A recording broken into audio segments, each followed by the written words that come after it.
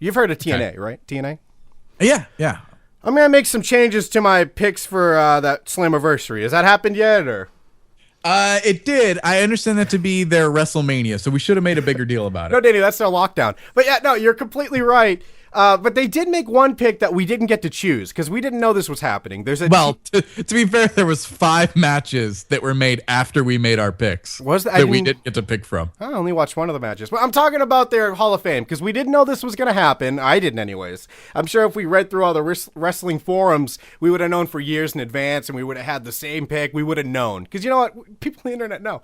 But they picked for their first Hall of Fame pick. Do you know the answer to this or am I giving you news? No, I do, and I did know they were doing the Hall of Fame ahead of time, but I didn't think like this was going to be the person they were going to put in. Although I wasn't sure who. There seemed like more obvious choices to put in before this guy. That's what I was going to ask. Who would be your first Hall of Fame inductee to the TNA Hall of Fame? I know that it might. Sometimes it's hard to do certain people to like explain and like because you have to break storylines a little bit. But I think to be fair. It should be Jeff Jarrett first.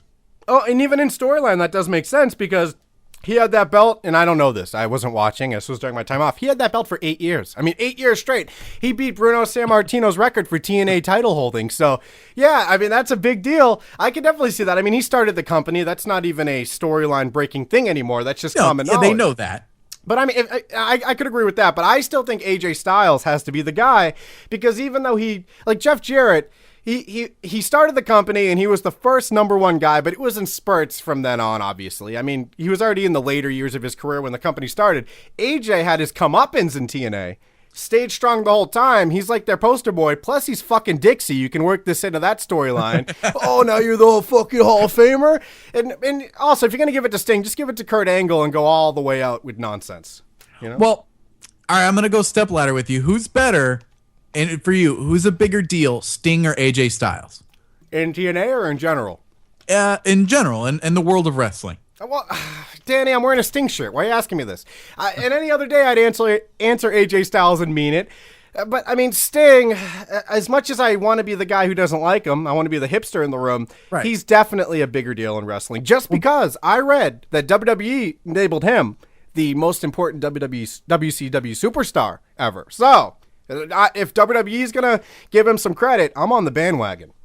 And that's perfect. That's what I was expecting you to say and kind of hoping. So now we got Sting over AJ. So who do you rate higher? No. Come on. This is a TNA Hall of Fame. Who cares about WCW? That's what, because I read someone else say, finally, Sting's getting what he never got from WCW. That's not what this is about. I know TNA basically is WCW. So we'll just apply it to TNA then. Okay, yeah, because TNA is WCW with a couple of years off, and then they started up again. I understand that, but let's keep it to TNA. I think AJ is a bigger deal. All right. See, that messes up what I was going to say, because the next question would be, then who do you put over Jeff Jarrett or Sting? Because your argument has always been Jeff Jarrett being a bigger draw than Sting. So it seems, no question. If you think Jeff Jarrett over Sting and Sting over AJ, then it's weird when you go to put him in Hall of Fame, you're pulling from the bottom and saying AJ should be top. I think the problem with putting AJ in now is, he is a little bit old. I bet he's older than most people think. Yeah. But do you have a fear? You put AJ as your first guy, your #1 guy in your Hall of Fame. And then, I don't know. I mean, I don't know what his contract looks like. I mean, in a year, months, 2 years, whatever. You have to worry about him making the jump. Will it matter that much? Do you want your first Hall of Fame guy going and hitting his prime and his spotlight in another company? No, that better not have anything to do with it. Because I bet it does. I bet there's some business decision in there. It doesn't matter. He was faithful for all these years. I don't think there's any question that both he and Sting will at some point make an appearance on WWE television. But he's not going to overshadow what he did in TNA. I mean, come on, look at him. He's already in the pants phase of his career. I mean, that's the tail end, and it's not going to grow to insane heights in WWE. I love AJ in his pants, so it's much better than AJ without his pants. Nice response.